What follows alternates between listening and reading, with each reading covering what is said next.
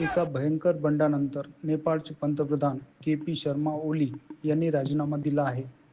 लोकांचा जमाव संसदेत घुसला आणि संसद भवनाला आग लावण्यात आली. बांगलादेशप्रमाणेच आता नेपाळमध्येही तेच घडत आहे का? बांगलादेशनंतर नेपाळमध्ये बंडखोरीची ही पातळी भारतासाठी चांगली नाही. पण नेपाळमध्ये हे बंड का झाले हे नेपाळ आणि भारत दोघांसाठीही ऐकले पाहिजे आणि समजून घेतले पाहिजे.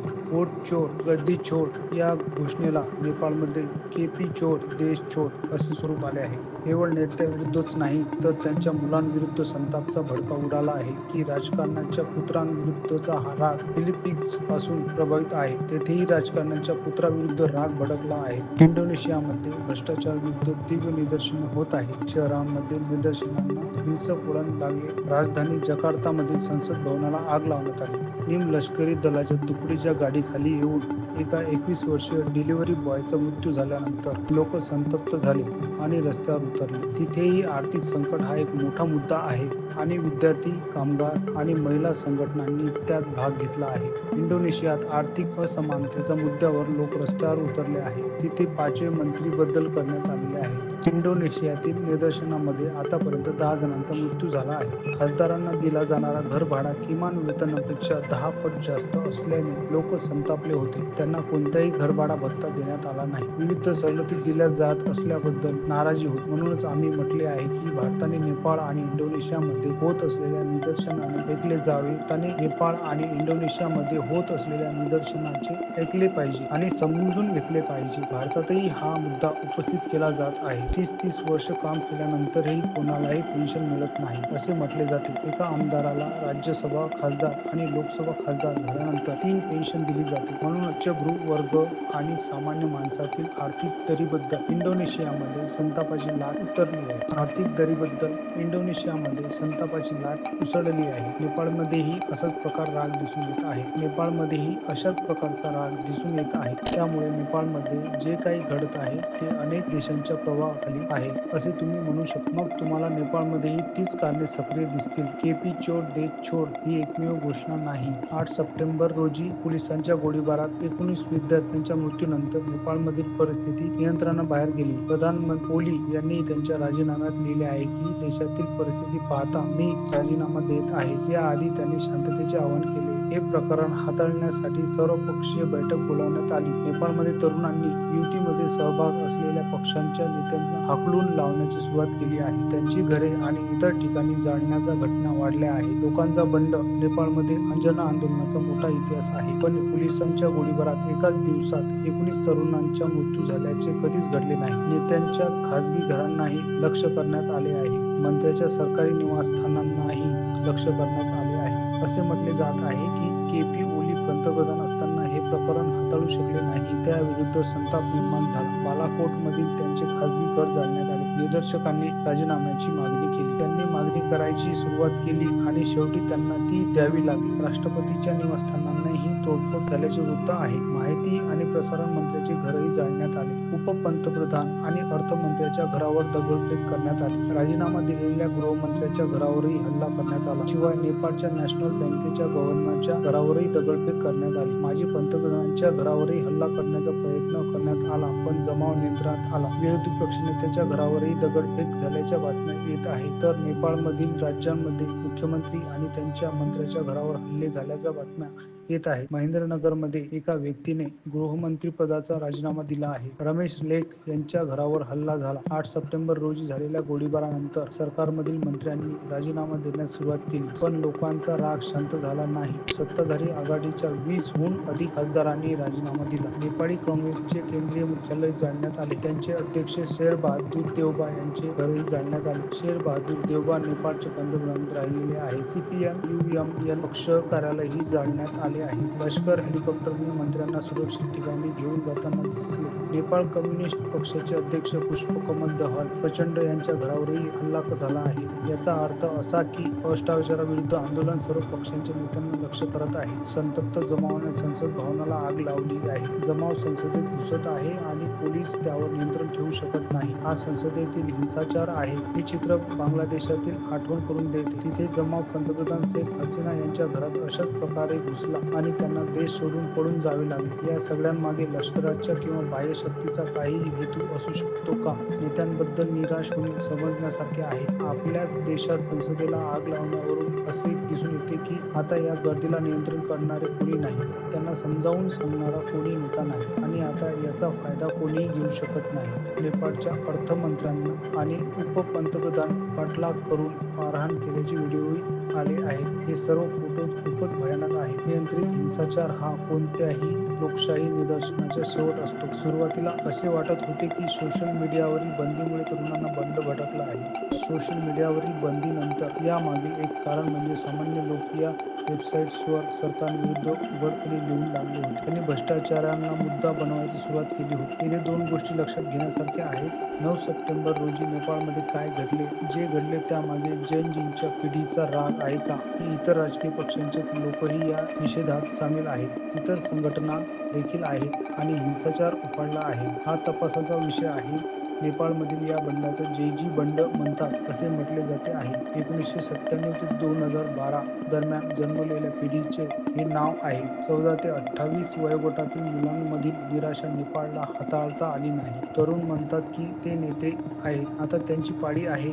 एक सरकार स्थापन केले जाईल, तरुण नेत्यांचे सरकार स्थापन केले जाईल. त्यांना प्रांतांमध्ये तसेच केंद्रातही तरुणांचे सरकार हवे आहे. 9 सप्टेंबर रोजी नेपाळमधील काही ठिकाणाहून शाळांवर हल्ल्याची बातमी आल्या. शाळांबाबत तरुणांमध्ये ही चिंतेची बाब आहे. राजकारण्यांनी यामध्ये पैसे गुंतवलेले आहेत असा समज पसरला आहे. नेपाळमध्ये शाळांद्वारे काळ्या पैशाचे पांढऱ्या पैशात रूपांतर केले जात आहे. ज्या शाळेचे अध्यक्ष नेपाळचे परराष्ट्र मंत्री आहेत त्या शाळेलाही लक्ष करण्यात आले आहे. पण शाळांमध्ये सुट्टी आणि शाळा बंद असल्याने कोणतेही मोठे नुकसान झाले नाही. हे कारण असू शकते का? किंवा शाळेच्या फीमधून तरुणांना त्रास होईल का? यांचा अधिक तपास केला पाहिजे. शिक्षण घेतल्यानंतरही त्यांचा राजीनामा शिक्षण घेतल्यानंतरही त्यांच्या राहणीमानात कोणताही बदल झालेला नाही. त्यांना नोकऱ्या मिळत नाही. दुसरीकडे आपण पाहतो की राजकारणी भ्रष्टाचारात बुडालेले आहेत. त्यांच्यासाठी काही चुकीचे घडत नाही. कोणत्याही राजकारणावर कारवाई केली जात नाही. राजकारण्यांची मुले विलासी जीवन जगत आहेत त्याबद्दल तरुणांमध्ये संताप आहे. ते कधीही कामावर जात नाही. ते 10 ते 5 पर्यंत काम करत नाही. पण ते विलासी जीवन कसे जगत आहेत? त्यांच्याकडे सर्व काही कसे आहे? काही जण हॉटेलमध्ये भागीदार आहेत, काही जण कंपनीचे प्रवर्तक आहेत, काही जण संस्थेचे अध्यक्ष आहेत. देशातील सामान्य तरुण खूप मेहनत करत आहेत. त्यासाठी कुठेही संधी नाही आणि कठोर परिश्रमाशिवाय राजकारणाच्या मुलांना पैसे कमवण्याची संधी नाही. सर्व काही आहे. काही दिवसांपूर्वी नेपाळमध्ये राजकारणाच्या मुलांना आलिशान जीवनशैलीविरुद्ध सोशल मीडियावर एक मोहीम चालवण्यात आली होती. त्याचे नाव होते नेपो किड कॅम्पेन. तरुण म्हणत आहेत कराचे पैसे लुटले जात आहे. त्यांचे कष्टाचे कमावलेल्या पैशाचा एक भाग करांमध्ये जातो आणि कराचा पैसा भ्रष्टाचाराद्वारे राजकारणी आणि त्यांच्या मुलांपर्यंत पोहोचले आहे. हेच कारण आहे की आघाडी सरकारमधील सध्याचे मंत्री तसेच माजी नेते भ्रष्टाचाराला सामोरे जात आहेत. नेत्याच्या घरांनाही लक्ष करण्यात आले आहे. राजधानी व्यतिरिक्त नेपाळच्या इतर भागातही निदर्शने होत आहेत. जनकपूरमध्येही निदर्शक नेत्यांना घरात घुसले आहेत. ते काठमांडूमध्येही दाखल झाले. ही बातमी पसरताच अनेक मंत्री नेपाळमधून पळून जाण्याचा प्रयत्न करत आहेत. लोक विमानतळावर पोहोचले आहेत. फ्रीहून आंतरराष्ट्रीय विमानतळ पुढील आदेशापर्यंत बंद करण्यात आले आहे. काठमांडूमध्ये हिल्टन हे एक मोठे हॉटेल आहे, त्यालाही आग लावण्यात आली आहे.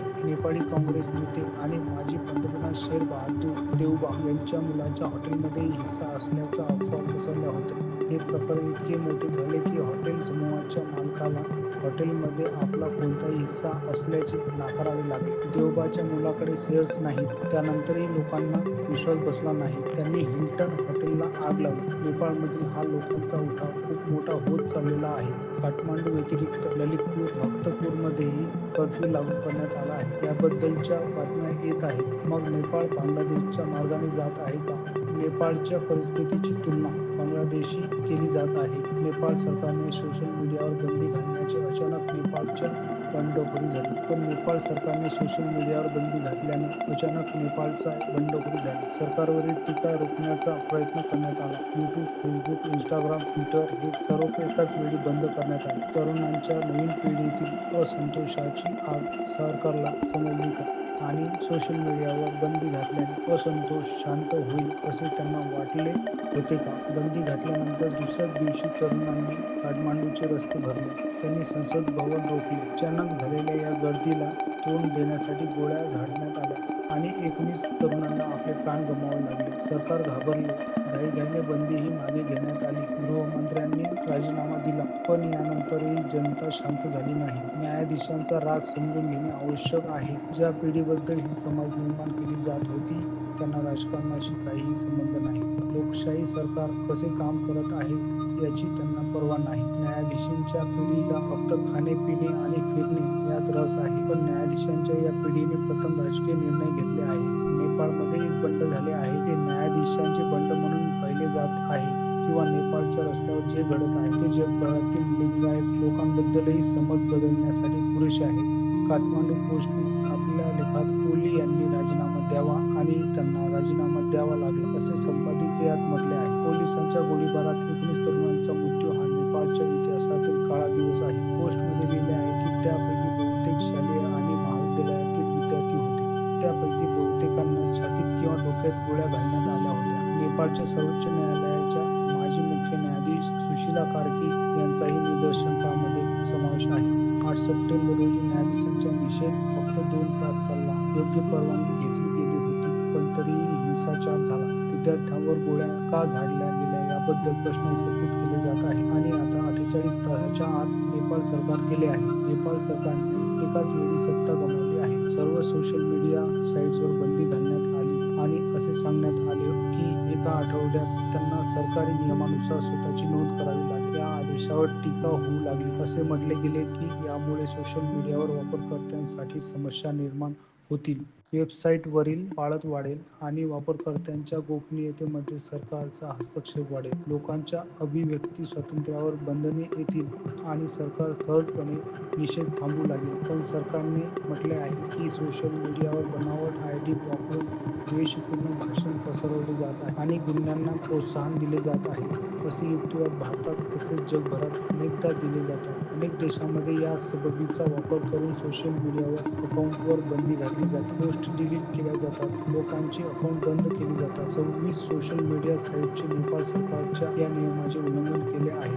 पालन करण्यास नकार दिला. 1 आठवड्याची मुदत संपली. 4 सप्टेंबर रोजी आदेश जारी करण्यात आला. फेसबुक, एक्स म्हणजेच Twitter, YouTube, WhatsApp, Instagram, Signal, WeChat, Messenger, LinkedIn, Snapchat, Reddit यासारख्या अनेक सोशल मीडिया वेबसाईटवर बंदी होणार आहे आणि इतर 3 सोशल मीडिया वेबसाईटना काम करण्याची परवानगी देण्यात आली आहे. नेपाळची 3,90,00,000 लोकसंख्या इंटरनेट वापरते. अर्थातच या निर्णयाचा परिणाम लोकसंख्येच्या मोठ्या भागावर होणार होता. परंतु लोकांनी याचा निषेध फक्त सोशल मीडियाच्या बंदीपुरता मर्यादित ठेवला नाही. टिकटॉकने सरकार मंत्र्यांना प्रश्न विचारायला सुरुवात केली. तुमच्या कमाईचे रहस्य देशांना सांगा. भ्रष्टाचार थांबवा. सोशल मीडिया नाही. जगभरातील सरकारसाठी हा धडा आहे की तरुणांना दडपले जाऊ शकत नाही. तुम्ही मार्ग दाबू शकत नाही. दडपशाहीचे राजकारण जास्त काळ टिकणार नाही. सोशल मीडियाद्वारे मान दाबणे थांबवा. भ्रष्टाचार आणि लोकशाही अभिव्यक्तीबाबत सरकारने अधिक पारदर्शक असले पाहिजे. ते अधिक विश्वासार्ह असले पाहिजे. बांगलादेशनंतर नेपाळमधील ही अस्थिरता भारतासाठी चिंतेचे विषय आहे. बांगलादेशप्रमाणेच नेपाळमध्येही बाहेरील शक्तीचा हात आहे का यावर चर्चा सुरू आहे. पण बाह्य शक्ती नाही तेव्हाच यश मिळेल जेव्हा आतील परिस्थिती बिघडते. नेपाळमधून येणाऱ्या बातम्या वेगाने बदलत आहेत. अंतरिम सरकार स्थापन करण्याचे प्रयत्न सुरू आहेत. यावर चर्चा सुरू आहे. काठमांडूचे महापौर बालेंद्र शहा यांना अंतरिम पंतप्रधान बनवता येते. बालेंद्र शहा हे गेलजी पिढीतील तरुणांमध्ये खूप लोकप्रिय आहेत. ते सोशल मीडिया साईट्सवर खूप सक्रिय आहेत आणि अनेकांना ते आवडतात. म्हणजे सोशल मीडियामुळे परिसरातील राजकारण एका प्रकारे बदलत आहे. नेपाळमधून येणाऱ्या बातम्या गांभीर्याने पहा.